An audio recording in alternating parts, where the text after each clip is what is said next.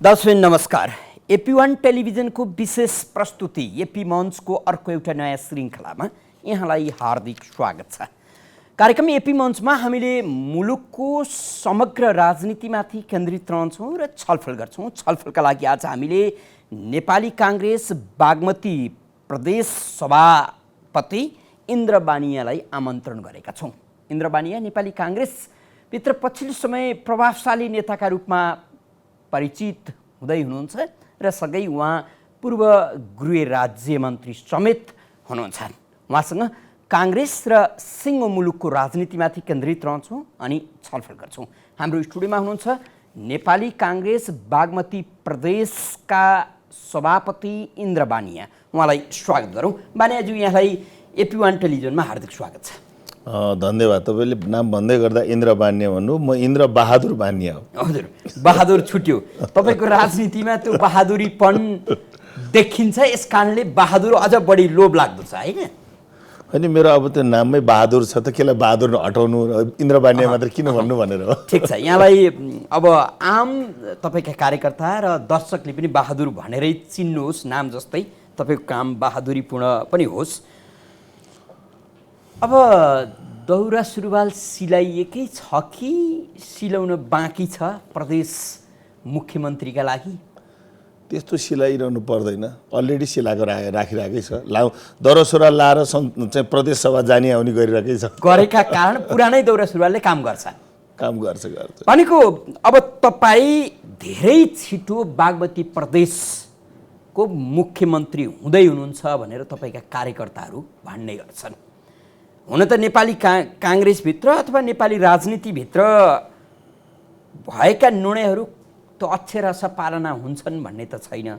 तथापि फेरि पनि गठबन्धनभित्रको सहमति अनुसार बजेट भाषणपछि काङ्ग्रेसलाई सरकारको नेतृत्व दिने र त्यसको नेतृत्व इन्द्र बहादुर बानियाले गर्ने भन्ने कुरा छ। क्यारे कतिको यो सहमति पालना होला? तपाईँ कति आशावादी हुनुहुन्छ? एउटा कुरा यस्तो छ, यो हामी अहिले गठबन्धन के को बेसमा रह्यो? दुई तिनवटा कुरा छ। गठबन्धन बृहत शान्ति सम्झौताको जगमा छ, किनभने यो सशस्त्र विद्रोहको अन्त्य र शान्ति प्रक्रियाबाट संविधानमाथिको आक्रमण, संविधानको रक्षा, व्यवस्थाको स्थायित्वसँग जोडिएर यो गठबन्धन भएको छ। त्यसकारण यो गठबन्धनमा सहमति, सहकार्य, समझदारी शङ्का नगरौँ। अब त्यसमा हामीले शङ्का गरिरहने हो भने स्थानीय तहपछि पनि दुई तहको निर्वाचन बाँकी छ, प्रदेश र प्रतिनिधि सभा। अनि सहमति, सम्झौता, समझदारी तोड्दै जाने हो भने अनि फेरि जोड्दै जाने कतिको अवसर मिल्ला र? भनेको बडो अमूर्त ढङ्गबाट एकीकृत समाजवादीलाई चुनौती दिनुभयो होइन? त्यो जवाब, त्यो चुनौतीपूर्ण जवाब पनि हो। त्यो चुनौती होइन, यथार्थ सत्य कुरा के हो भने सहमति भएका, समझदारी भएका कुरालाई हामी सहमति समझदारी के को लागि गरे भन्दा सहमति समझदारी सँगसँगै मिलेर सरकार चलाउनलाई, प्रदेशको, देशको। अनि त्यो सहमति सम्झौताको एउटा अर्थ होला। अनि यो संविधानको रक्षा र व्यवस्थाको स्थायित्वको लागि मन र मत मिलाएर जानै पर्ला। त्यो अनुसारको सहमति हामी भित्रबाट त्यो अहिले हामी पद्धतिको लागि लडाइँ लड्या हो कि चाहिँ कुरा बुझ्नु भएन? त्यस कारण हामी पदको लागि होइन, पद्धतिको लागि लडाइँ लडेर एक ठाउँमा जुटिएको मान्छेको बिचमा, एउटा पार्टीको बिचमा असमझदारी होला चाहिँ के अरे चाहिँ पदकै लागि चाहिँ 2-4-6 महिनाको लागि चाहिँ के अरे तपाईँको चाहिँ के छ भने गिभ एन्ड टेकको कुरा, समझदारीको कुरा तोडिएला भन्ने कुरामा चाहिँ मलाई त्यति धेरै चाहिँ त्यतातिर म जान चाहन्न। तपाईँले यति धेरै विश्वस्त बनेर एकीकृत समाजवादी सङ्घको सहमति अक्षरशः कार्यान्वयन हुन्छ अथवा सहमति तोडिँदैन भनिरहँदा नेपाली राजनीतिमा सहमतिको कार्यान्वयन त्यति सजिलै भएको छैन। अझ सत्तामा बसेपछि, कुर्सीमा बसेपछि तपाईँले भने त्यही कार्यान्वयन नभएर सहमति हिजो बिग्रिएर तपाईँको चाहिँ यो गठबन्धन हुन आयो नि त। हिजोको सहमति नेकपा एमाले, माओवादी सहितको एमाले र माओवादी मिलेर बन्दै गरेको नेकपा भन्ने नेपाल कम्युनिस्ट पार्टी त किन टुट्यो? के को लागि टुट्यो भन्दाखेरि सहमति तोड्ने, संविधानलाई को भएको व्यवस्थालाई छोड्ने, 5 वर्षमा ठक्कै चुनाव हुन सक्दैन भन्ने व्यवस्थालाई छोड्ने अनि विगतमा आन्तरिक पार्टीभित्र भएको सहमति तोड्ने, त्यो तोडेको सहमति कारणले आज नेपाली काङ्ग्रेस सहितको यो चाहिँ के चाहिँ तपाईँको गठबन्धन त जोडिया हो नि त। यो कुरा त सत्य छ नि, लुकाएर लुक्दैन नि, घाम जस्तै छर्लङ्गै छ नि, होइन? त्यस कारणले के छ भने त्यसरी आएको यो सरकार त्यसरी व्यवस्थाको स्थायित्वको लागि, संविधानको रक्षाको लागि हिजोको बृहत शान्ति सम्झौताको जगमा स्वर्गीय गिरिजाप्रसाद कोइराला अनि तपाईँको प्रचण्ड, त्यसपछि तत्कालीन त्यस बेलाको अहिलेको एकीकृत समाजवादीका नेता माधव कुमार नेपालले बृहत शान्ति सम्झौतामा सही गरेका पक्षधरहरू लगायत अहिले पछिल्लो समयमा राजनीतिक घटनाक्रममा चाहिँ तपाईँको चाहिँ के अरे जसपा र जनमोर्चा पनि जोडिन आयो। त्यस कारणले यो गठबन्धन चाहिँ यो व्यवस्थाको योभन्दा उत्तम व्यवस्था दुनियाँमा हुन सक्दैन। सङ्घीय लोकतान्त्रिक गणतन्त्र भनेको सङ्घीयता भनेको पहिचान हो, प्रतिस्पर्धा हो र सान हो। कसको सान? एउटा चेपाङको सान। आज चेपाङ मन्त्री हुन पाएको छ प्रदेशमा, एउटा दलित हुन पाएको छ, होइन? पिछडा वर्ग हुन पाएको छ। आज चाहिँ तपाईँको गाउँपालिकामा हेर्नुहोस्, त्यो चाहिँ के छ भने बोटे भन्ने एक थरी जात हुन्छ, अल्पसङ्ख्यक, अति अल्पसङ्ख्यक। मेरै निर्वाचन क्षेत्रको मनरी गाउँपालिका छ, ती मान्छेहरू आज कार्यपालिका जान पाएछन्। त्यस कारण यो व्यवस्थाभन्दा उत्तम व्यवस्था अरू हुनै सक्दैन। त्यस कारण यो व्यवस्थाको रक्षाको लागि भएको गठबन्धन तलमाथि हुन्छ भन्ने कुरामा हामी चाहिँ धेरै शङ्का गर्दैनौँ। यो नेपाली काङ्ग्रेस भनेको पद्धतिमा विश्वास गर्ने पार्टीका हामी पार्टीका सिपाही हौँ। त्यस कारणले हामी यतातिर धेरै जाँदैनौँ, यतातिर धेरै नजाउँ। यति बेला एकीकृत समाजवादीले गठबन्धनमा निकै ठुलो धोखाधडी भयो। विशेष गरी हाम्रो बुई चढेर काङ्ग्रेस माओवादीले लाभ उठाउने काम गरे, हामीमाथि एक किसिमको बेइमानी भयो भनिराखेका छन्। त्यो असन्तुष्टि मुखर गरिराखेका बेला फेरि पनि बागमती प्रदेश सरकारको नेतृत्व छोड्न ऊ तयार भएन भने हुन्छ के?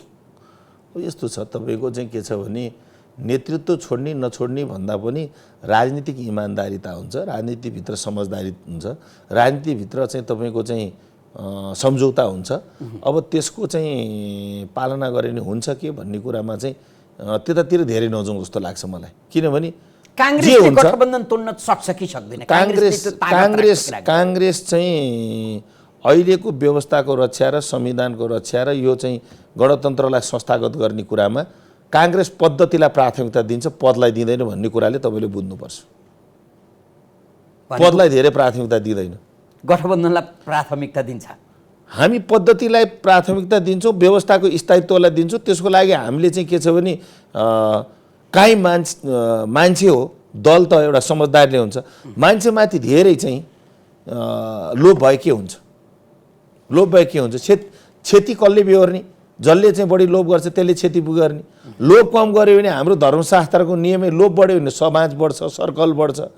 पार्टीभित्रमा आन्तरिक निर्वाचनपछि समीक्षा गर्दा काहीँ न काहीँ चाहिँ समाजवादीको पनि चाहिँ के अरे चाहिँ चित्त दुखाइ होला, काहीँ काङ्ग्रेसको होला, काहीँ अब सँगै हिँडेपछि त खुट्टा लाग्छ नि, सँगै सुतेपछि खुट्टा लाग्छ नि। सँगै हिँड्दाखेरि काहीँ तपाईँको चाहिँ काहीँ कसैले अलिअलि कमी कमजोरी भए हुन्छ। गठबन्धन भने गठबन्धनमा थोरै गडबड भयो होला, तर समग्रमा के भयो भन्ने कुरा नि हेर्नु पऱ्यो नि।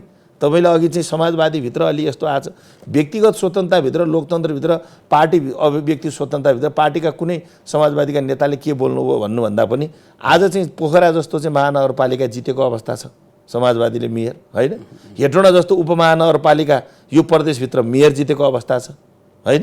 त्यस कारणले कति ठाउँमा तत्कालै बनेको पार्टी, होइन? तपाईँको 6-8 महिना नभइकन सरकारमा गएको 8-10 महिना नभइकन तत्कालै बनेको पार्टीले आज तराईको तपाईँको जसपा, होइन, र चाहिँ तपाईँको चाहिँ लोसपाको भन्दा पनि त सिट बढी आछ त, लोसपा भन्दा बढी आछ त, होइन? त्यस कारणले तत्कालै भन्दा पनि समाजवादीप्रति अहिले गठबन्धनप्रति र समाजवादी चाहिँ पार्टीप्रति त जनताको त्यति चाहिँ के अरे चाहिँ तपाईँको चाहिँ के अरे महत्त्वै राखेर जनताले भोट हालेको छ नि त। यत्रो ठुल्ठुलो नगरपालिकामा मेयर जिताएको अवस्था छ नि त। हेटौँडा प्रदेशको राजधानीमा मेयर जितेको छ, पोखरामा तपाईँको चाहिँ प्रदेशको राजधानीमा चाहिँ के अरे महानगरपालिकामा जितेको अवस्था छ। बानियाजी, अब हामीले तपाईँकै प्रदेशको राजनीतिबाट कुरा सुरु गऱ्यौँ। तपाईँको प्रदेश सरकारले विशेष गरी प्रदेशको नीति नियम आचार संहिता सबैलाई उल्लङ्घन गर्यो। 7वटा मन्त्रालयलाई भागबन्डा गर्नका लागि मन्त्रालय बढाइदियो, जुन कुराप्रति आम नेपाली दुखी थिए, त्यसैलाई नजरअन्दाज गरिदियो। यसमा तपाईँ कति दोषी हुनुहुन्छ? तपाईँको हात अर्थात् काङ्ग्रेसको हात तपाईँहरूको यो सञ्चारकर्मीको हेर्ने चाहिँ नजरै दोषी चस्मा के चस्मा तपाईँले लाउनु भएको छ होइन अहिले दोषी चस्मा हेराइ नै नेगेटिभ के बुझाइ हेराइ नेगेटिभ होइन बुझाइ पोजिटिभ हुनु पऱ्यो कि एउटा कुरा हेर्नुहोस् भनेको नेपाली राजनीतिले जे गर्छ त्यो बहुत राम्रो छ होइन तपाईँको 3.5 वर्ष प्रदेश सरकार रहेको प्रचुर बहुमत रहेको नेकपा भन्ने एमालेको नेतृत्वमा रहेको सरकारले संहिताको मर्म र भावना बमोजिम न प्रदेशको राजधानीको संरचना बनाउन सक्यो, प्रादेशिक संरचनाभित्र प्रदेशको संसद भवन, प्रदेशको मन्त्रालय, प्रदेशको चाहिँ तपाईँको मन्त्री क्वार्टर अनि प्रदेशमा चाहिँ जाने चाहिँ तपाईँको मार्ग जुन बाटो छ 3.5 वर्ष मान्नेहरू जाँदाखेरि काठमाडौँ हेटौँडा जाने मार्ग अरू विविध कार्यहरू र त्यस्तो किसिमको गरिबमुखी गाउँमुखी र चाहिँ सेवामुखी राजनीतिबाट टाढा रह्यो। त्यस कारणले जनतालाई सेवा दिनको लागि बढीभन्दा बढी जनतासँग चाहिँ के छ भने तपाईँको चाहिँ समन्वय गर्नको लागि मन्त्रालयलाई काहीँ चाहिँ विशेषीकृत गरेर होइन विशेषीकृत गरेर खेलकुदको खेलकुद मन्त्रालय स्पेसल हेरोस्, स्वास्थ्यको स्वास्थ्यले हेरोस्, सामाजिक मन्त्रालयले ज्येष्ठ नागरिक लगाए विद्यालयहरूलाई हेरोस् होइन, त्यसपछि तपाईँको वन भू संरक्षण मन्त्रालयले वन हेरोस्, उद्योग नीति अन्तर्गत उद्योग वाणिज्य मन्त्रालयले उद्योग हेरोस्, त्यस कारण यातायातले यातायात सेक्टर मात्रै हेरोस्।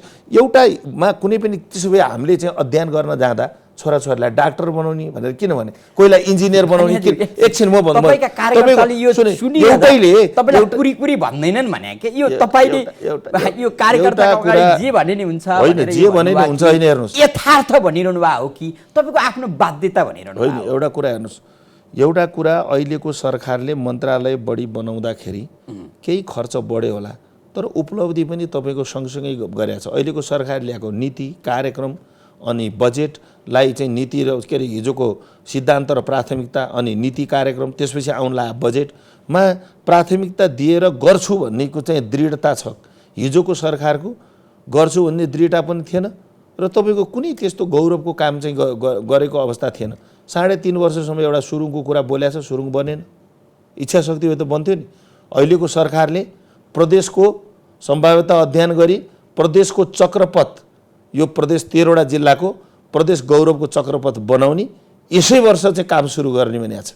तपाईँको मन्त्री बस्ने मन्त्रालयको ठाउँ अभावका कारणले हरिबिजोग भएको कुरा होइन। तपाईँको त्यो त गत सरकारले मन्त्रालय पनि बनाउन सकेन। अब तपाईँको मन्त्रालय तपाईँको भनाइअनुसार अलिकति बढी भयो होला। मैले तपाईँलाई तर्कको लागि तर्क गरे होइन। हामी चाहिँ छोराछोरीलाई कसैले चाहिँ डाक्टर पढाउला, इन्जिनियर पढाउला, वकिल पढाउला, एउटै मान्छेले 4-5वटा डिग्री लियो भने त्यसले विशेषीकृत गरेर सेवा दिन सक्छ? किन कसैलाई डाक्टर मात्रै पढाउने, कसैलाई इन्जिनियर मात्रै किन बनाउने, कसैलाई चाहिँ तपाईँको चाहिँ के अरे एमबिबिएस या एमबिए किन पढाउने, कसैलाई किन चाहिँ इन्जिनियर पढाउने, इन्जिनियरमा कसैलाई सिभिल, कसैलाई मेकानिकल, कसैलाई इलेक्ट्रिकल किन पढाउने भनेपछि मन्त्रालय तपाईँको एउटा दुईटा बढी भएर खासै हुँदैन। मेन कुरो जनताप्रति सेवामुखी र न्यायमुखी राजनीति भयो कि भएन। मन्त्रालय 2-4वटा बढेर तपाईँको चाहिँ के छ भने त्यसलाई चाहिँ हामीले अफवाह गर्नुपर्ने छैन। त्यो मन्त्रालय 2टा बढेर सेवा चाहिँ ठिक ढङ्गको गएन। हिजोको दिन त्यसमा राज्यको आर्थिक भार कति पर्छ त्यो त्यतातिर ध्यान दिन। आर्थिक भार कटौती गर्ने धेरै ठाउँ छ हेर्नुहोस्। तपाईँको फजुल खर्चलाई कसरी व्यवस्थापन गर्ने, कर्मचारीलाई चाहिँ आवश्यकता भन्दा बढी किन गर्ने, अहिले चाहिँ त्यो तपाईँको नेपालको सन्दर्भमा चाहिँ सेना प्रहरी सशस्त्र हामी राखेका छौँ नि, यति धेरै ठुलो संरचनाभित्र नेपाललाई कति सेना चाहिने हो होइन। नेपाल प्रहरी त गाउँ गाउँमा शान्ति सुरक्षालाई चाहिन्छ होला भनेपछि राज्यले अन्ततिर पनि पुनर्संरचना गर्दै राज्य चाहिँ तपाईँको संहितामा जाँदै गर्दा जनताको प्रतिनिधि घर दैलोमा भेट्ने गर्दै गर्दा राज्यलाई पुनर्संरचित गर्दा हामी चाहिँ अहिलेको प्रविधि र अहिलेको चाहिँ यो युगमा हामीले कति चाहिँ हाम्रो चाहिँ आवश्यक हो चाहिँ के अरे चाहिँ कर्मचारी प्रविधिसँग जोडेर कर्मचारी बढी भइरहेछ कि कटौती गर्नुपर्ने हो कि। राजनीतिक जनप्रतिनिधि भने जनताको मान्छे टोल बस्तीमा भेटिनु पर्यो अनि मन्त्रालय प्रदेशमा तपाईँको एउटा दुईटा मन्त्रालय जनप्रतिनिधिको कर्तव्यका बारे यति मिठोसँग भनिरहँदा तपाईँ त्यही क्षेत्रबाट निर्वाचित हजुर सांसद समेत हुनुहुन्छ। तपाईँ पूर्व संस्कृति पर्यटन तथा नागरिक उड्डयन राज्यमन्त्री समेत हुनुहुन्छ। हेटौडामा एयरपोर्ट छैन जसका कारण चर्को आलोचना खेप्नु परिराखेको छ। हेटौडा व्यवस्थित हुन सकेन, अझ त्यसमा पनि बागमती प्रदेशको राजधानी जस्तो बन्न सकेन भनेर आलोचना खेप्नु परिराखेको छ। तपाईँ चर्चाको हुनेवाला मुख्यमन्त्री भएका कारण तपाईँलाई म अलिकति कोट्याउन खोजेको, तपाईँको पनि दायित्व होला, फेरि पनि हेटौडाको विकासका प्रति तपाईँ कति चिन्तित हुनुहुन्छ र कति दाबी गर्न सक्नुहुन्छ? अब हेर्नुहोस्, हेटौडा भनेको चाहिँ प्रदेशको राजधानी, यो देशकै प्राइम सिटीको रूपमा सबैभन्दा महत्त्वपूर्ण चाहिँ यो के छ भने सहरको रूपमा र महत्त्वपूर्ण राजधानी 7वटा प्रदेशमध्येमा महत्त्वपूर्ण राजधानीको रूपमा हेटौडा रहन्छ। कसरी रहन्छ भन्दाखेरि तपाईँको अहिले चाहिँ यो धरान, चतरा अनि तपाईँको सिन्धुली हुँदै तपाईँको चाहिँ मकवानपुर प्रवेश गर्ने एउटा चाहिँ भित्री चाहिँ एउटा राजमार्ग जस्तो चाहिँ सहायक राजमार्ग छ, धरानदेखि आउँछ। अर्को तपाईँको कान्ति लोकपथ छ।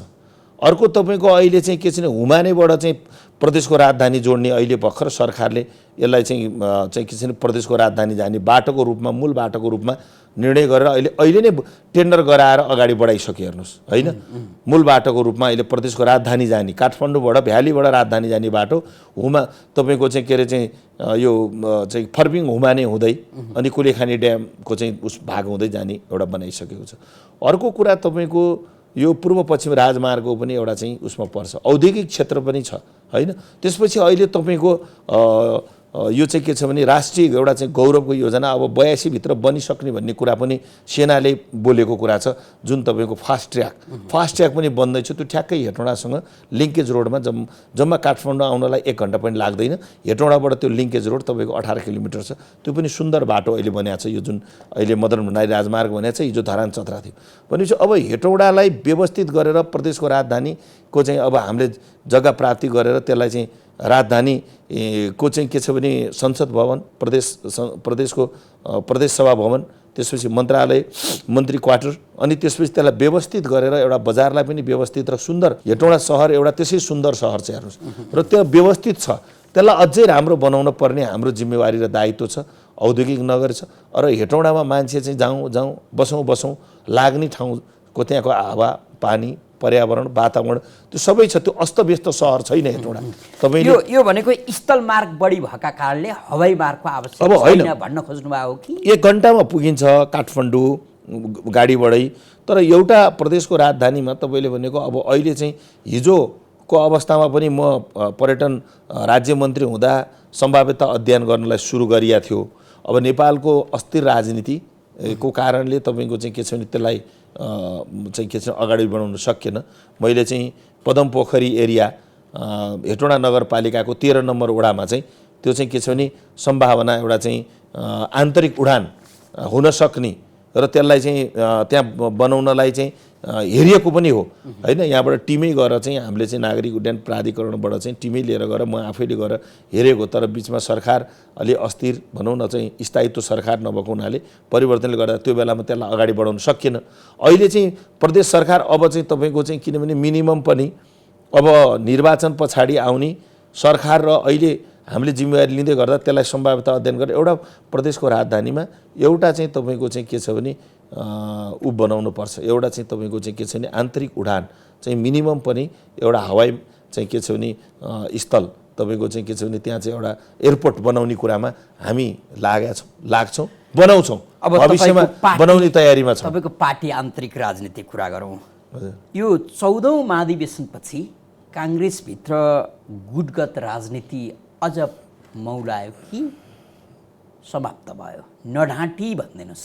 अब यस्तो छ हेर्नुहोस्, अब गुटगत राजनीति अब यो मैले चाहिँ बेला बेला भन्ने गरेको छु, यो गुट उपगुट भन्ने कुरा राजनीतिमा हुन्छ। हेर्नुहोस्, एउटा के को लागि हुन्छ गुट भन्दाखेरि नेतृत्व विकासको लागि हुन्छ।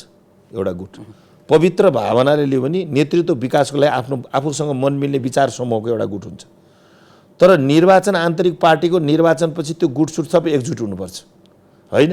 तर काङ्ग्रेसभित्र अहिले त्यस्तो गुट उपगुटको धेरै चाहिँ तिक्तता छैन मलाई लागेको होइन। मैले बुझेको, म पनि एउटा प्रदेशको सभापति हो र मेरो प्रदेशभित्र हिजो आन्तरिक प्रतिस्पर्धा भएका मेरा मित्रहरू बिचमा अहिले चाहिँ गुटको राजनीति धेरै छैन।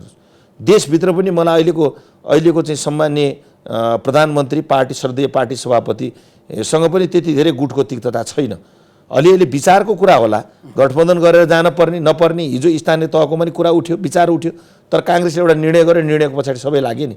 त्यस कारणले अहिले काङ्ग्रेसभित्र धेरै तिक्तता, धेरै चाहिँ त्यो भन्दा पनि अब एकताको सन्देश काङ्ग्रेसभित्र छ र अलिअलि विचारको चाहिँ अभिव्यक्ति स्वतन्त्रताभित्र आफ्नो विचार समूहले आफ्नो विचार अभिव्यक्ति गर्ने, एक एकवटा विचारले अर्को एक एकवटा विचारलाई के चाहिँ व्यवस्थापन गरेर बस्ने कुरामा गुट भइरहन्छ। भनेको पार्टीभित्र पनि विचार फरक हुँदो रहेछ होइन। एउटा तपाईँको एउटा सबैले लिएर हिँड्ने तपाईँको एउटा हाम्रो मान्यता, बिपीले प्रतिपादन गरेको सिद्धान्त, त्यो नेता र नीतिमा हामी सबै एउटै नीतिमा छौँ। तर एउटै नीति र नेताको जुन हाम्रो चाहिँ ती हाम्रा आदर्शका हाम्रा चाहिँ अभिभावकहरू, हाम्रा स्वर्गीय बिपी कोइराला, त्यसै गरी चाहिँ गणेशमान सिंह, कृष्णप्रसाद भट्टराई, सुब्रत शमशेर, गिरिजाप्रसाद कोइराला, अनि हाम्रा चाहिँ के छ भने सुशील कोइराला, यो हाम्रो आदर्श पुरुषहरू नेपाली काङ्ग्रेसको नेताहरू र त्यो नेता र नेतृत्व र नीतिमा हाम्रो विभेद छैन। तर विचार समूह भन्न खोजेको तपाईँ एउटा चाहिँ आफ्नो समूह बोकेर हिँड्नुहुन्छ, टकराव अथवा पार्टी नेतृत्वको चाहिँ तपाईँको कसीमा आफ्ना विचार समूह आफूसँग मनमिल्ने साथीहरू। तर बानियाजी एउटा जस्तो काङ्ग्रेसको यो रोग भने पनि भयो अथवा काङ्ग्रेसको ऐतिहासिक विरासत भने पनि भयो, सभापतिको फेरो समाउने मान्छे पार्टीभित्र स्थापित हुने, जसले सभापतिका के गलत आचरणको आलोचना गर्छ ऊ किनारै लाग्नु पर्ने। यो गिरिजाबाबुको पालामा नि त्यही देखियो, तपाईँको कोइरालाको पालामा नि त्यही देखियो। अहिले अब तपाईँलाई म भनिहाल्छु, तपाईँले भनेकै कुरामा गएँ, पार्टी सभापतिको फेरो समात्नेहरू चाहिँ ऊ हुने, विस्थापित हुने, पार्टी सभापतिको फेरो नसमात्ने विस्थापित हुने। तपाईँले भन्नु खोजे त्यही होइन। अहिले नेपाली काङ्ग्रेसको निर्वाचनले तपाईँले नै हेर्नुभयो, मैले नै हेरेँ, प्रमाण आइसक्यो, प्रमाणित भइसक्यो कार्यकर्ताबाट। के हो, सम्पूर्ण चाहिँ पार्टीका चाहिँ के अरे चाहिँ महाधिवेशन प्रतिनिधिले लगभग 80-82% धेरै सदस्य र सभापतिसहित जितेको हाम्रो स्वर्गीय सभापति शेरबहादुर देउवा होइन सबै। तर शेरबहादुर देउवा विचार समूहसँग नजिक भएका महामन्त्री र चाहिँ त्यो भित्रका दुवै महामन्त्री हार्नुभयो, एउटा उपसभापति हार्नुभयो।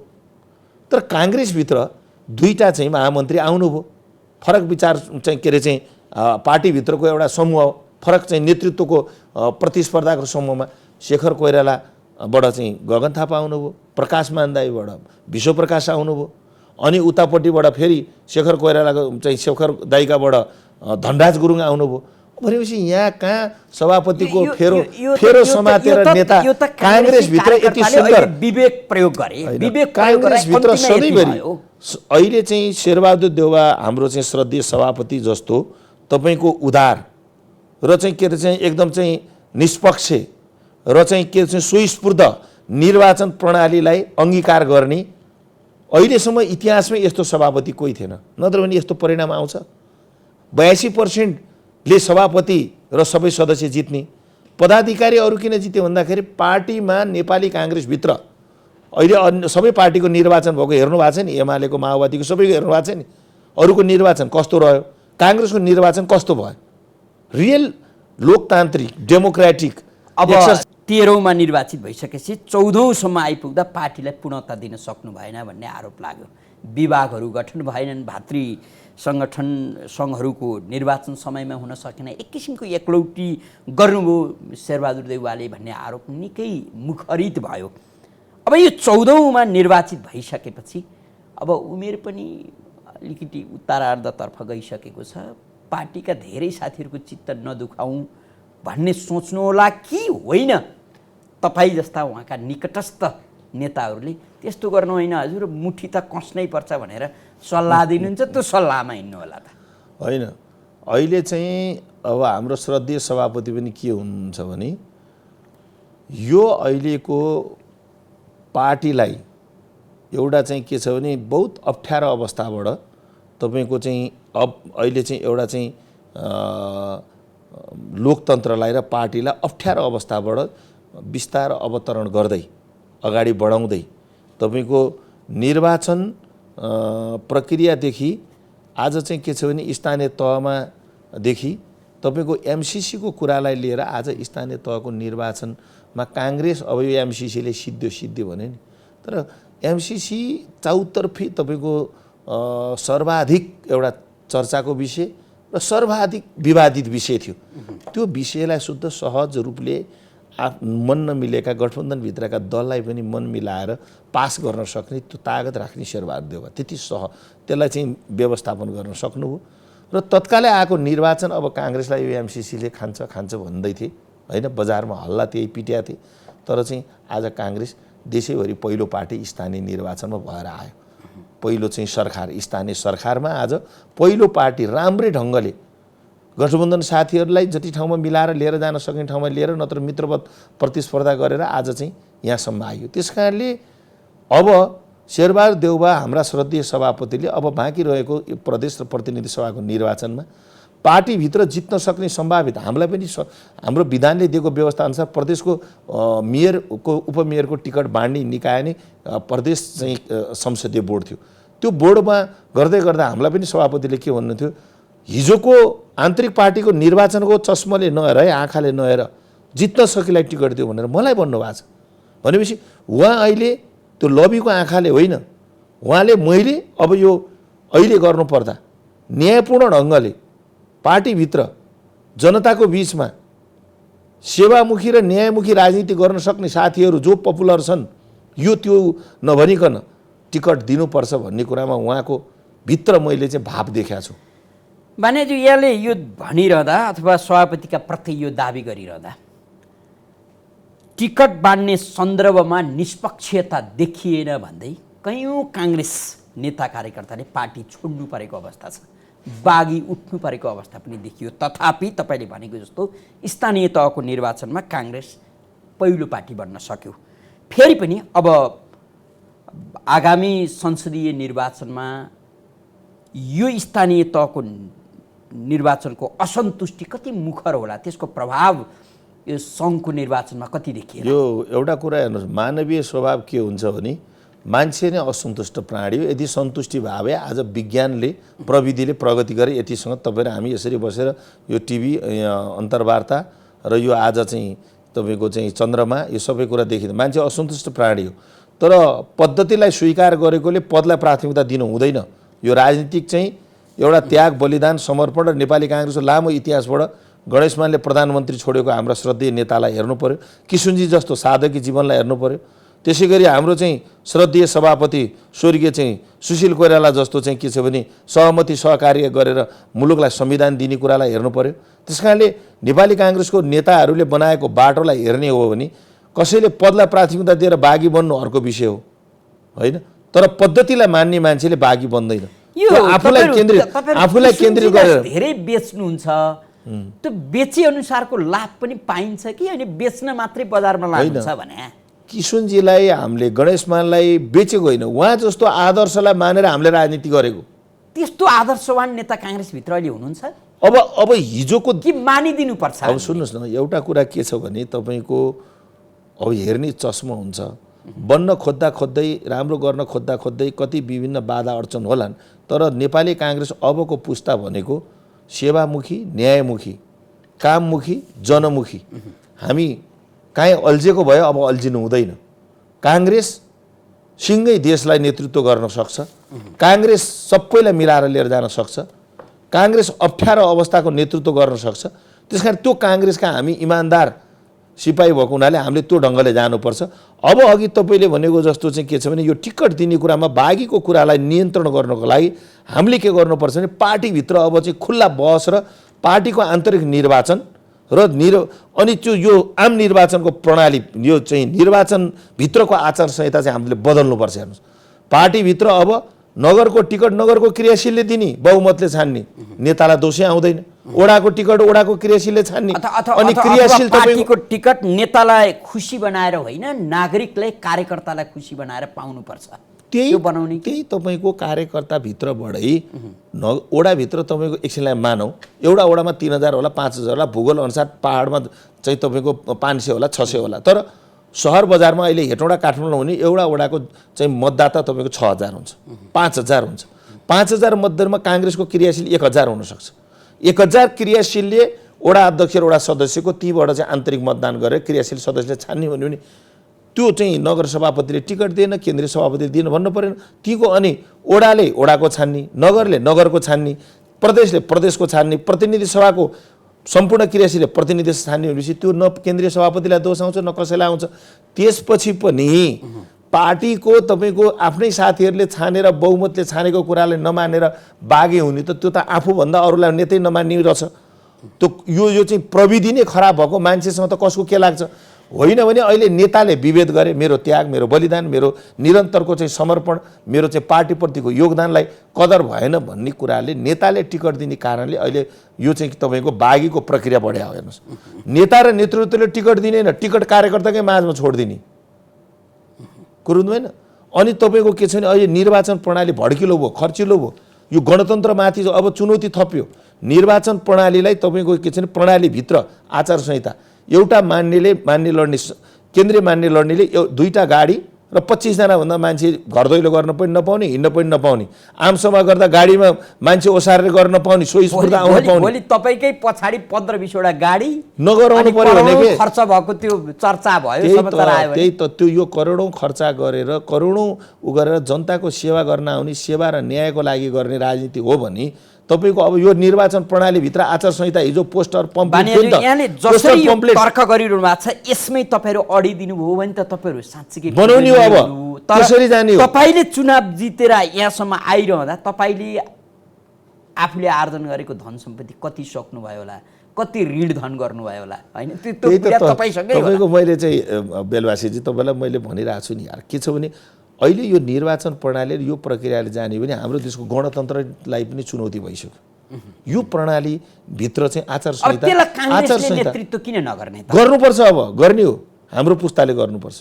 र हाम्रो पुस्ताभित्र नेतृत्व गर्ने नेता श्रद्धेय सभापति र चाहिँ त्यो चाहिँ के छ नि काङ्ग्रेस र अहिलेको गणतन्त्रवादी नेतृत्वले अब निर्वाचनलाई आचार संहिताभित्र यो गणतन्त्रभित्र राजनीति गर्ने र गणतन्त्रलाई भरोसा जगाउने र विश्वास जगाउने र यसलाई जनताको व्यवस्था हो भन्नेले सबैले यो प्रक्रियालाई अगाडि बढ्नुपर्छ। आज तपाईँको आज चुनौती भएको छ।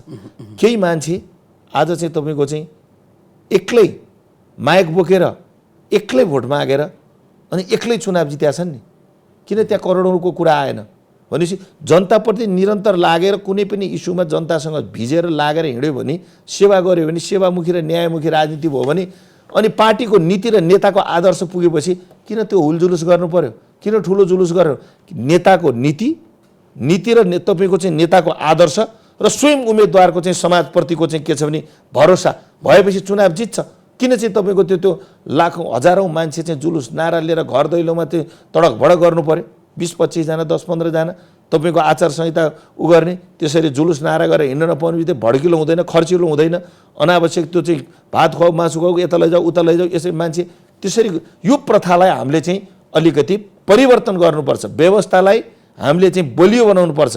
यो भनेको दलितको, मधेसीको, पिछडिया वर्ग सबैको व्यवस्था गणतन्त्र भएको हुनाले यसलाई बलियो बनाउन निर्वाचनभित्र पनि अझै आउने दुईटा छ। हेर्नुहोस्, तपाईँकै टेलिभिजन मार्फत नेतृत्व र गणतन्त्रलाई नेतृत्व गर्ने नेताहरूलाई म आग्रह गर्न चाहन्छु। म प्रदेशको सभापतिले म त्यो आचरण म भित्र पनि म सुधार्न तयार छु, सुध्रिन तयार छु, तर अरूले पनि यसलाई चाहिँ अंगीकार गरेर निर्वाचन आयोग यतातिर लक्षित होस् कि अब आउने दुईटा तहको निर्वाचनमा आचार संहिता अझै यो भड्किलो नहुने तर्फतिर आउने निर्वाचन अब नजिकै आउँदैछ, सङ्घको प्रतिनिधि सभा र प्रदेशको निर्वाचन। अब तपाईको राजनीतिक उचाइ पनि दिन प्रतिदिन बढिराखेका बेला तपाईँ अब प्रतिनिधि सभातिरै आउनु होला कि भन्ने आकलन गर्लान् तपाईँका कार्यकर्ताले। तपाईँबाटै तपाईँले अहिले जे भनिरहनु भएको छ सुरुवात होला? यो आचार संहिता एकछिनलाई तपाईँलाई मैले भनिरहेँ कि व्यवस्था, कानुन, नियम, पद्धतिलाई सबैले स्वीकार्ने हो भनेपछि व्यवस्था, पद्धति, नियम, कानुनलाई तपाईको चाहिँ निर्वाचन आचार संहितालाई अलिकति चाहिँ राम्रो बनाउने काम त दलहरूको हो नि त। एउटा व्यक्तिले तपाईको भावना अनुसारको त्यो कानुन बन्न सकेन, फेरि पनि तपाईले म त्यो अहिले त्यो अभियानमा छु। म हुलजुलुस गरेर, नारा जुलुस गरेर घर दैलोमा हजारौं मान्छेको भिड लिएर गएर भोट माग्ने पक्षमा म चाहिँ छैन। म निर्वाचन लड्दा थोरैभन्दा थोरै मान्छे, मेरो पार्टीको नीति, मेरो पार्टीको नेताको आदर्श, मेरो व्यवहार र मैले जनताप्रति गरेको समर्पण र सेवा ठिक लागे मलाई भोट दिनुहुन्छ, नभए अरूलाई दिनुहुन्छ। त्यस कारणले म अब जुलुस भिडभाड त्यो तडक भडक गरेर हिँड्नुपर्छ भन्ने पक्षमा छैन। त्यसले चाहिँ निर्वाचन भड्किलो भयो। अब हामी पनि किनाराको साक्षी भएर हेरौँला नि त, त्योभन्दा विकल्प छैन। त्यो पक्षमा म छु, तर हामी चाहिँ त्यो प्रणालीभित्रै चाहिँ आचार संहिता सुधार्नुपर्छ भनेर निर्वाचन आयोगलाई सुझाव दिने र आफ्नो पार्टीभित्र पनि यतातिर पार्टीको नेतृत्वको सरकार छ, तपाईँले चाहँदा त जे पनि हुन्छ नि त। दलले चाहँदा यहाँ के हुँदैन, त्यही भएर सबै दलले चाहनु पर्यो। सबै दलले चाहनु पर्यो। काङ्ग्रेसले, एमाले, माओवादीले, समाजवादी सबैले चाहिँ तराईको अहिले जसपा सबैले चाहनु पर्यो। अधिकतमले चाहेपछि हुन्छ निर्वाचन मानेज्यू। अब तपाईँको पार्टीभित्र बडो गजबको एउटा समिति छ क्या र, त्यो गरी खाने अभियान, यो नगरी खाने देश भएका कारण सिङ्गो पार्टीले गरी खाने अभियान चलाएको हो कि क्या हो? तपाईँ त्यसको सहसंयोजक हुनुहुन्छ कि होइन? नगरी खाने भनेर होइन। एउटा कुरा यस्तो छ, हेर्नुहोस्, अब तपाईँलाई भन्नुपर्दा समाजमा लोकतन्त्र सँगसँगै सङ्घीय गणतन्त्र सँगसँगै यो एक थरी चाहिँ समाजमा एउटा मान्छे जुनसुकै व्यवस्था आयो भने अवसरवादीहरूको भिड बढ्यो। त्यो अवसरवादीको भिड कस्तो? एउटा मागी खाने वर्ग, हिजो वर्ग सङ्घर्षमा धनी र गरिब बिचको चाहिँ सङ्घर्ष हुन्थ्यो, हुँदा खानी र हुने खानीको बिचको चाहिँ सङ्घर्ष थियो र त्यसले चाहिँ विद्रोह जन्माएर मुलुकमा गणतन्त्र आयो। हेर्नुहोस्, त्यस कारणले अब के हो भन्दा समाजमा हुँदा खानी र हुने खानीको बिचको वर्ग सङ्घर्ष, गरिब र धनीको वर्ग सङ्घर्ष होइन, यहाँ अब कस्तो वर्ग सङ्घर्षको त अब अगाडि बढ्यो मुलुक भने दुईटा वर्ग चाहिँ मैले देखा चाहिँ एउटा मागी खानी, एउटा ठगी खानी अनि एउटा गरी खानी। बिहानदेखि बेलुकासम्म मेहनत गरेछ, दुईटा वर्गसँग जुझ्नु परेको छ। अनि त्यो गरी खानी वर्गले मागी खानी र ठगी खानी वर्गसँग जित्नै नसक्ने, अनि त्यसले जहिले पनि चाहिँ समाज सङ्कटमा। त्यही भएर अब हामीले यो समाजभित्र सबै सेक्टरमा छ यी मागी खानी र ठगी खानी वर्ग। ठगी खानी र मागी खानी वर्गलाई गरी खानी वर्गमा रूपान्तरण गर्नु हाम्रो अभियान हो। यो नेपाली काङ्ग्रेसको त्यो अभियान हो। सन्दर्भमा एउटा प्रश्न सोध्छु, छातीमा हात राखेर भने पनि हुन्छ, एकदम यो मागी खाने र ठगी खाने तपाईँलाई प्रिय बढी लाग्छ कि गरी खाने प्रिय लाग्छ? गरी खाने प्रिय भएर त मैले नेपाली काङ्ग्रेसको तर लाग्दैन होला, नेताहरूलाई त्यस्तो हुन्छ र भने गरी खानेसँग त तपाईँहरू भेटघाट गर्नै भ्याउनुहुन्न। जसले ठगी खान्छ, जसले मागी खान्छ, उनीहरू तपाईँहरूका अलिक बढी प्रिय हुन्छन्। होइन, त्यो गलत हो। सुन्नुहोस्, मैले नेपाली काङ्ग्रेसको राजनीति गर्दै गर्दै गर्दै म 46देखि निरन्तर विद्यार्थी जीवनदेखि क्याम्पस चाहिँ तपाईँको मकानपुर बहुमुखी क्याम्पस हुँदै म नेभी सङ्घको सहसचिव हुँदै नेभी सङ्घको तरुण दलको चाहिँ तपाईँको सचिव हुँदै तरुण दलको अध्यक्ष हुँदै काङ्ग्रेसको चाहिँ 2051देखि नै महाधिवेशन चाहिँ प्रक्रियामा आउँदै म आज चाहिँ 3 चोटि चुनाव लडिसकेँ। 64 लडेँ, 70 लडेँ, आज 74 लडेँ। 2 चोटिको चुनाव जितेँ। 64को युद्धकालीन एउटा चाहिँ के छ भने सशस्त्र द्वन्द्वको चुनाव थियो, त्यो एउटा चुनाव हारेँ। तर एउटा कुरा के छ भने तपाईँको मैले चाहिँ तपाईँको के बुझेँ भने राजनीति समाजसेवा हो, राजनीति व्यापार होइन। त्यसपछि म आफैले काम भएको छ व्यापार। सुन्नु, व्यापारको रूपमा राजनीतिलाई लिएर नेपालमा अहिले चाहिँ यो अहिले चाहिँ मुलुकको चाहिँ प्रगति, मुलुकको चाहिँ समुन्नति, मुलुकको चाहिँ समृद्धिमा काहीँ न काहीँ चाहिँ राजनीति व्यापारमुखी भयो कि धेरै देखियो कि भनेर मैले आफूबाट सुध्रिनुपर्छ भनेर बेलवासीजी म आफैले उद्योग गरेँ, निर्माण व्यवसायको कार्य गरेँ, उद्योग गरेँ। अहिले मसँग 3-4वटा उद्योगमा म छु। हेटौँडामा मेरो औद्योगिक क्षेत्रमा 2-3टा उद्योग छ होइन। अनि म तपाईँको चाहिँ निर्माण व्यवसाय अहिले मेरो छोरो भतिजोले हेर्छन् होइन, त्यो सुरु गरेँ। आज 18 वर्ष भयो काम गर्न सुरु गरेँ, तरुण हुँदै। सुन्नुहोस्, म भन्दैछु, काङ्ग्रेसको राजनीति नगरेको भए, काङ्ग्रेसको नेता नभएको भए यो 18 वर्षभित्र यति धेरै उद्योगको मालिक, त्यो पनि सफल मालिक बन्न सक्नुहुन्थ्यो कि सक्नुहुन्थ्यो? त्यो त यस्तो मेरो चाहिँ तपाईँको एउटा कुरा सुन्नुहोस्, काङ्ग्रेससँग कुरा होइन, मेरो एउटा आफ्नो चाहिँ कर्म गर्ने एउटा निरन्तर अभ्यास प्रयास सङ्घर्ष, मेरो कर्मप्रतिको इमान्दारिता र मैले कामप्रतिको मेरो जिम्मेवारिता र कर्म र कामप्रतिको इमान्दारिता र जिम्मेवारिता र मेरो परिवारप्रतिको जिम्मेवारिताभित्र मैले आफूलाई काम गरी खानुपर्छ र व्यापार जीवन चलाउन आवश्यक हो। राजनीतिक समाजसेवा पाटो फरक गरेर मैले जीवनमा हिँडेको छु। हेर्नुहोस्, राजनीतिक समाजसेवाको लागि कसको लागि? गरिबको लागि, निमुखाको लागि, आवाज विहीनको लागि, न्याय र सेवाको लागि, व्यापार नाफा नोक्सानको लागि। व्यापारमा नाफा नोक्सान हुन्छ, राजनीतिमा नाफा नोक्सान हुँदैन। राजनीतिमा कि न्याय हुन्छ कि सेवा हुन्छ, कुरा बुझ्नुभयो? तर तपाईँको सन्दर्भमा अहिलेसम्म नोक्सान छैन क्या र? होइन, मेरो 40-45 तपाईँको वर्षको राजनीतिक राजनीतिमा मैले भनिहालेँ नि, मैले राजनीति नाफा नोक्सानकै लागि गरेको होइन, राजनीति न्याय र सेवाको लागि गरे। मैले नाफा नोक्सानको लागि त व्यापार गरेको छु। अब अलिकति यही अभियानका बारे कुरा गरौँ त। यो लगानी पूर्वाधार तपाईँको यही अभियानमा मैले गर्दा तपाईँले अलिकति विषयान्तर भयो। तपाईँको गरिखानी भनेको अब नेपाली काङ्ग्रेसभित्र अबको पुस्ता भनेको समाजमा गरिखानी केही न केही गर्ने नेपाली काङ्ग्रेसका हिजोको नेतृत्वहरू इतिहास भएका पार्टीमा तपाईँको लामो समय काम गरेका तिनका चाहिँ छोरा नातिहरूलाई हामीले एउटा राजनीतिक यात्रामा निरन्तर लागेका हामीभन्दा अगाडिका पुस्ताले आन्दोलन परिवर्तन राजनीतिक परिवर्तनमै तपाईँको जीवन गयो। उनका परिवारका सदस्यहरूले कि अब काङ्ग्रेसको आफ्ना बुवालाई आफ्ना हजुरबुवालाई धिक्कार नगरून्, उनीहरूले राजनीतिक परिवर्तन गरे। तर छोरा नातिले के भने तपाईँहरू राजनीतिक परिवर्तनमा मात्रै लाग्नुभयो, हाम्रो जीवन खोइ जीवन परिवर्तन भएन भन्दा अब यो गरिखानी लगानी पूर्वाधार र रोजगार दिगो दृष्टिकोण नेपाली काङ्ग्रेस गरिखानी अभियान हरेक नागरिकलाई सुन्दा त बडो आनन्दको छ। आजै भोलि तपाईँलाई भेटिहालौँ र गरिखान थालिहालौँ जस्तो लाग्ने। अब गर्छ कि सिपसँग जोड्ने कसले जसले जे जाने छ त्यो चाहिँ तपाईँको उद्योगमा आएर सिप सिक्ने होइन। हामीले गरिखानी चाहिँ भित्र हामीले के गर्नु विनोद चौधरीकोमा जाने। सुन्नु न, पहिला तपाईँको चाहिँ के छ नि, जहाँ पनि जान सकिन्छ, आफैले उद्योग खोल्न सकिन्छ। गरिखानी भने काङ्ग्रेसले पैसा दिन्छ। ए बाबा, राज्यमा यत्रो ब्याङ्किङ छ, सरकारले तपाईँको खै त भने त्यो सरकारले लोन लिन मसँग घर हुनु पर्यो, खेत हुनु पर्यो, होइन मलाई दिन्न कि त तपाईँले सिफारिस गरिदिनु पर्यो। अहिले राज्यले तपाईँको हिजो चाहिँ डाक्टर रामशरण महत हाम्रो चाहिँ अर्थमन्त्री हुँदाखेरि पोलिसी के बनाएको छ भने बिना धितो पनि 15 लाखसम्म महिलालाई भनेको थियो, अहिले 5 लाख बढाएर 20 लाख पुर्याएको छ। पुरुषहरूलाई चाहिँ विदेशबाट फर्केर आएका सिप जानेकोलाई ड्राइभर भए ड्राइभरलाई 10 लाखसम्म बिना धितो दिने भनेको छ होइन। अर्को कुरा साँच्चै नागरिकले पाउँछन् जस्तो लाग्छ। त्यो तपाईँको चाहिँ त्यतापट्टि हामीले चाहिँ अब सहज गरेर यो मैले तपाईँसँग यो अलिकति गिजोल्न खोजेको के भने एउटा पार्टी जो निरन्तर सत्तामा छ, यो यता युवा स्वरोजगार कोष पनि छ राज्यले सञ्चालन गर्ने, अर्कोतिर पार्टीले गरिखानी अभियान भनेर लोकतालीका लागि यस्ता समितिहरू बनाउँछ र त्यसमा तपाईँहरू जस्ता चलायमान नेताहरू जो प्रभाव छोड्न सक्नुहुन्छ पार्टीभित्र तपाईँहरू हुनुहुन्छ। हामीले यो चाहिँ एउटा यसले चाहिँ गर्छ चाहिँ कति कार्यकर्तालाई गरिखान दिनु। अहिले तपाईँको मैले भन्नुपर्दा तपाईँलाई अब आफ्नै मकवानपुर जिल्लाबाट सुरु गरौँ भनिदिनुहोस्। मैले तपाईँको अहिले विभिन्न ब्याङ्कसँग यो गरिखानीसँग जोडेर होइन, हामीले ब्याङ्कहरूसँग चाहिँ सम्झौता गर्दै गरिखानीसँग जोडेर मैले मेरो निर्वाचन क्षेत्रको जसले एउटा दुर्घटना भएर खुट्टा गुमायो त्यसलाई हामीले बिना धितो एउटा अटो चलाएर उसले आज जीवन चलाछ, घर चलाछ, बालबच्चा पढाएको छ र तपाईँको आज त उसको जीवन राम्रो छ भनेर उसले मलाई भनेको छ।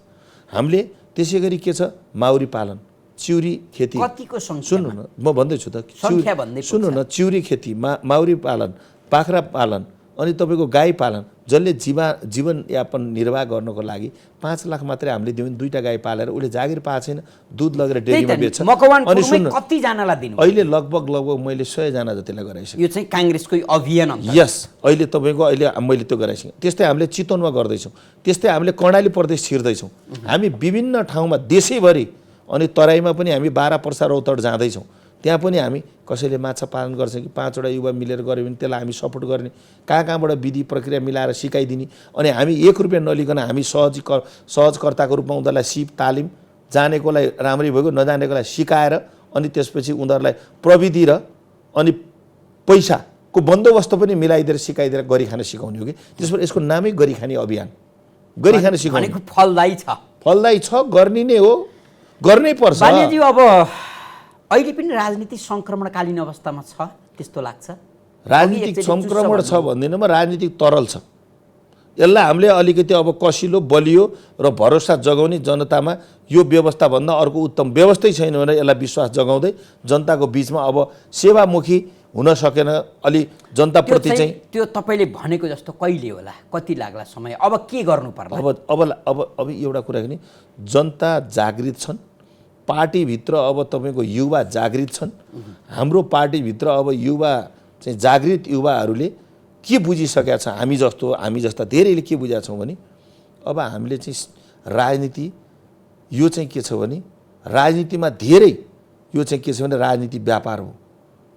राजनीति व्यापार भयो, अब व्यापार धेरै भयो कि भन्ने, धेरैतिर चाहिँ व्यापार जस्तो भयो कि राजनीति त सेवा र न्याय हुनुपर्ने राजनीतिले रूप लिन सकेन कि आज चाहिँ काहीँ यो व्यवस्थाप्रति वितृष्णा बढ्ने हो कि भन्ने हामीलाई पनि चिन्ता बढेर हामीले चाहिँ के छ भने आफैले काम गरेर गरी खाएर आफ्नो परिवार हामीले चलाउने, हामी देशको पैसाले चाहिँ आफ्नो घर नचलाउने, हामी देशको पैसालाई निष्ठापूर्वक इमान्दारीपूर्वक गरिबको झुपडीमा हुँदा खानीलाई हुने खानी बनाउने, हुने खानीलाई गरी खानी बनाउने, त्यसलाई चाहिँ उद्योग धन्दा कल कारखानामा जोड्ने कुरो हुँदैन। त्यो अभियान चाहिँ अब महाअभियानमा हामी हिँड्ने हो, लाग्ने हो, तपाईले अभियान सुरु गर्ने हो। 4 दशक समय बितिसकेछ। अब 46 पछिको परिवर्तनकै कुरा गर्ने भने 3 दशक मजैले बित्यो। यो बिचमा तपाईहरू नै सत्तामा हुनुहुन्छ। अब काकतालीले अरू आयो होलान्, देश झन् कमजोर बनेको छ तपाईहरू भन्नुहुन्छ। केही समय अघि अब मुलुकले धान्न सक्दैन, अब आइतबार बिदा दिनुपर्छ भनेर आइतबार बिदाको एक किसिमको अलि नमिठो शब्दमा नौटङ्की गर्न पनि पुगियो हैन। कहिले चाहिँ कि अब तपाईँ 40 वर्षभन्दा लामो समय एउटै क्षेत्रमा रगडिँदा, राजनीति नामको क्षेत्रमा रगडिँदा उपलब्धि सुन्ने, तपाईँ एउटा व्यवसायमा 18 वर्ष मात्रै काम गर्दा व्यवसाय कायपलट, नेपाली राजनीतिको कहाँनिर गम्भीर त्रुटि छ, कहाँनिर नेताहरू फेल भइराखेका छन्, यसको समीक्षा गर्नु। तपाईँलाई अब यो कुराको म तपाईँलाई यो समीक्षा, यो कुराको तपाईँलाई चाहिँ मैले भन्नुपर्दा म एउटा व्यक्तिले मेरो संस्थालाई चलायमान बनाएर, मेरो संस्थाप्रति म एउटा संस्था हो नि त, म त एउटा व्यक्ति, मेरो संस्था, मेरो पुँजी, मेरो सम्पत्ति लगाएर म व्यापक रूपमा लागेर त्यसप्रति इमान्दार निरन्तर जिम्मेवार भएर लाग्दा त्यो संस्थाको चिफै म, मूल मान्छे म। मैले चाहिँ त्यसमा सम्पूर्ण कमान्ड गरेपछि आज मैले 18 वर्षमा गरेको आफ्नो चाहिँ तपाईँको चाहिँ के छ भने उद्योग धन्दा कल कारखानाले जुन गति ल्याएछ, तपाईँले भनेको सत्य कुरा हो। मैले आफूले चाहिँ त्यो गरेको गति मैले देशमा किन गर्न सकिनँ? मेरो मनले मलाई प्रश्न गर्छ। 40 वर्ष बढी समय बिताउनु तपाईँले भने मेरो मनले मलाई प्रश्न गर्छ, किन सकिनस् भन्छ। अनि मैले के भन्छु, म आफैले आफूलाई यो अहिले त देशको संस्था, मेरो संस्था जस्तो म त देशको एउटा पात्र भएँ, धेरै पात्र मध्येको हैन। त्यो पात्र मध्ये अहिले भर्खर 7वटा प्रदेशको एउटा प्रदेशको चाहिँ प्रमुख हुन पुगेको छु। अब यो प्रदेशभित्र तपाईले मैले 5 वर्ष यो प्रदेशको पार्टी र भोलि चाहिँ प्रदेश सरकार चलाउन पाएपछि अनि तपाईले मलाई फेरि बोलाउनुस्।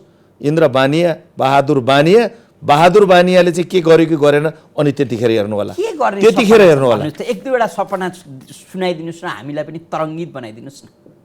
अब फेरि त्यो के रे लामोमा नभन्दिनुस्, छोटोमा केही सपनाहरू। तपाईको मेरो चाहिँ एउटा चाहिँ के छ भने यो प्रदेशभित्र रहेका गरिब विपन्न परिवारहरूको आँकडा लिएर तिनका परिवारका छोराछोरीलाई राम्रो शिक्षा, राम्रो स्वास्थ्य, तिनले हिँड्ने बाटो, तिनले खाने पानी स्वच्छ दिएर तिनीहरूलाई चाहिँ व्यापक रूपमा राज्यमा मेरो चाहिँ यो राज्यले, यो प्रदेश सरकारले हामी प्रति गरिब निमुखा सामान्य नागरिकप्रति यो सरकार रह्यो, यो मेरो सरकार, यो हाम्रो सरकार भन्ने महसुस दिलाउँछु। र त्यो विपन्न गरिबका छोराछोरीलाई फ्रीमा तपाईको चाहिँ के छ नि स्वास्थ्य र शिक्षा, तिनीहरूलाई धनी बनाउने। पहिला त स्वास्थ्यले धनी बनाउने, शिक्षा पनि दिने। शिक्षा तपाईको ब्याचलरसम्म फ्री पढाउने, त्यो विपन्न नागरिकलाई 1 रुपैयाँ पैसा खर्च नगरी यो प्रदेशभित्र गराउने मेरो दृढ सङ्कल्प छ। अब त्यो गरिबलाई धनी बनाउनु हो भने कार्यकर्ता कहाँबाट आउँछन् भने, मतदाता कहाँबाट आउँछन्? आश्वासन दिँदा, सपना बाँड्दा त्यो ग्रहण गर्ने जनसमुदाय हरौला नि। अब सुन्नुहोस्, अब त तपाईँले भने जस्तो आश्वासन र धेरै बाँड्दा चाहिँ जनसङ्ख्या अब हराउने घट्ने भए। अहिले हिजोको दिनमा मैले गरिब जति भेला भयो त्यति राम्रो हो नि त राजनीति गर्न। राजनीतिमा त्यो अब गरिबको कुरा गरेर सपना बाँडेर मैले भन्ने गर्छु कि सपना बाँड्ने, लोभीलाई लाभ देखाउने, गरिबलाई चाहिँ के छ नि भनौँ, लोभीलाई लाभ, डढाउनेलाई त्रास, मूर्खलाई भ्रम, यो 3टा कुरा देखाएर नेपालमा एमाले भन्ने पार्टी धेरै माथि गएर छ। हेर्नुहोस्, मैले अहिले अनुसन्धान गरेँ, लोभीलाई लाभ, डढाउनेलाई त्रास, मूर्खलाई भ्रम होइन। त्यसभित्र अब अरूलाई धेरै नभनौँ। काङ्ग्रेसले गर्दैन। नेपालको सुन्नुहोस्, काङ्ग्रेसले चाहिँ यो लोभीलाई लाभ, डढाउनेलाई त्रास, मूर्खलाई भ्रम देखाउँदैन। काङ्ग्रेस चाहिँ यो 3टै कुरा चिरेर विश्वास जगाउन चाहन्छ। दिनीलाई तान्छ कि काङ्ग्रेसले विश्वास जगाउन चाहन्छ, न लोभ न त्रास न भ्रम। सुन्नुहोस्, लोभ त्रास भ्रम नदेखाउँ, काङ्ग्रेस चाहिँ विश्वास विश्वास दिन चाहन्छ, विश्वास लिन चाहन्छ। अन्त्यमा बागमती प्रदेश सरकारका काम कस्ता छन्? बागमती प्रदेशको सरकार अहिले चाहिँ गाउँमुखी, काममुखी, सेवामुखी र यो प्रदेशलाई मुख्यमन्त्रीले राम्रो गजब गर्नुभएको छ। अहिले राम्रो गर्ने बाटोमा यो अहिले गठबन्धनको सरकारभित्र मुख्यमन्त्री आज यो चाहिँ साझा यो चाहिँ गठबन्धनभित्र उहाँको मात्रै कुराले हुँदैन, हामी सबैको साझा एउटा धारणा अनुसार अहिले चाहिँ यो चाहिँ के छ भने हामीले 10,000लाई अहिलेको नीतिमा चाहिँ के छ भने यसै वर्ष चाहिँ लक्ष्य 10,000 छ, 5,000लाई प्रदेश सरकारले रोजगारी नै दिने व्यवस्था मिलाउने भनेको छ। मुख्यमन्त्रीज्यूले आफ्नो कार्यकर्तालाई अनुदान स्वरूप 40 लाख रुपियाँ नदिएको भनेर यो अलिकति एउटा कर्मचारी कुट्नु हो भन्ने खबर आयो। अब कर्मचारी मुख्यमन्त्रीले कुट्या पनि होइन, यो भ्रम हो, आन्तरिक यो तपाईँको चाहिँ उसमा हो, अथवा सरुवा गर्नुभयो, के गर्नुभयो, धम्की होइन। अलिकति कर्मचारीको चाहिँ तपाईँको आचरण स्वभाव पनि केही कमी होला, मैले पनि बुझिरहेको छु। त्यसको लागि अस्ति हामी चाहिँ तपाईँको चाहिँ प्रदेश सभामा बसेर छलफल गरेर एउटा चाहिँ के छ भने समिति नै बनाएर त्यो चाहिँ सत्य तथ्य के हो त भनेर कर्मचारीको कुरा जोडिएको हुनाले प्रदेश प्रमुख सचिवको उसमा चाहिँ के हो त भन्ने हामीले चाहिँ त्यो बनाउन पनि लगाएको छौँ। तर मलाई चाहिँ के लाग्छ भने त्यो मुख्यमन्त्रीले त्यस्तो किसिमको व्यवहार र त्यो गरेको जस्तो मैले चाहिँ अनुभूत पाएको छैन। भनेको कार्यकर्तालाई त दिनै पर्यो नि, होइन? उहाँले होइन, भनेको कार्यकर्तालाई अनुदानमा गलत भएको सुन्नु, योभन्दा विगतमा 3.5 वर्ष भएका अनुदानका कार्यहरू कृषिसँग जोडिएका अन्यसँग जोडिएका तपाईँका यस्ता अनुदानहरू दिएको छ। नेकपा भन्ने एमालेको नेतृत्व गर्ने सरकारले लाइभ स्टक भनेर 70 लाख दिएको, त्यो लाइभ स्टकमा 70 लाख पैसा कहाँ गयो, त्यो लाइभ स्टक कहाँ गयो? खोज्नुस् न, उले त्यो गर्यो भनेर तपाईहरुले त्यसलाई निरन्तरता दिनु भने त्यो गरेको कारणले त्यस्ता चाहिँ थुप्रै एपिसोड छ र अहिलेको हाम्रो गठबन्धनको मुख्यमन्त्रीले कुनै कुरामा त्यस्तो दबाब र प्रभाव दिएर कुनै किसिमको गलत गराएर छ भने त्यो कुरामा हामीले अहिलेसम्म पाएको छैन। पायौँ भने तपाईसँग हामी त्यो गलतलाई गलत भन्न तयार छौँ। तर मलाई आउने प्रदेश निर्वाचन र संघीय निर्वाचनको केही पूर्वानुमान गर्न सक्नुहुन्छ? कांग्रेस स्थानीय तहको निर्वाचनमा जस्तै 1 नम्बर पार्टी बन्ला कि होइन, त्यहाँ केही तलमाथि होला? होइन, कांग्रेस 1 नम्बरको पार्टी बन्नेमा दुविधै छैन, तपाईँ ढुक्क हुनुहोस्। होइन, अब अलिकति यो व्यवस्थापकीय पक्ष अझै बलियो भने योभन्दा बढी चाहिँ हामी उपलब्धि हासिल गर्छौँ र गठबन्धनको हाम्रो संस्कारलाई हामी अब बाँकी रहेको 2 तहमा अझै बलियो, अझै विश्वसनीय मत र मनलाई मिलाएर तपाईँको चाहिँ परिणाम दिने कुरामा हामी लाग्छ। हजुर, इन्द्रबहादुर बानियाज्यू, यहाँले आफ्नो व्यस्त समय AP1 टेलिभिजनलाई उपलब्ध गराइदिनु भयो, यहाँलाई धेरै धेरै धन्यवाद दिन्छु। ल, तपाईँले पनि मलाई आफ्नो चाहिँ भनाइहरू तपाईँको यो चाहिँ AP1 टेलिभिजन मार्फत राख्नु भयो भने तपाईँलाई बेलबासेजीलाई पनि म धेरै धेरै धन्यवाद दिन चाहन्छु। मेरा भावनाहरू तपाईँको टेलिभिजन मार्फत चाहिँ सम्पूर्णमा पुगेकोमा तपाईँलाई धेरै धेरै धन्यवाद। आदरणीय दर्शकबिन, कार्यक्रम AP मञ्चमा आज हामीले नेपाली कांग्रेस बागमती प्रदेशका सभापति इन्द्रबहादुर बानियासँग मुलुकको समग्र राजनीतिमाथि केन्द्रित रहँदै छलफल गऱ्यौँ। कार्यक्रम हेरेर साथ दिनुहुने तमाम दर्शकवृन्दलाई धेरै धेरै धन्यवाद दिँदै कार्यक्रमबाट बिदा हुन्छौँ। जय नागरिक।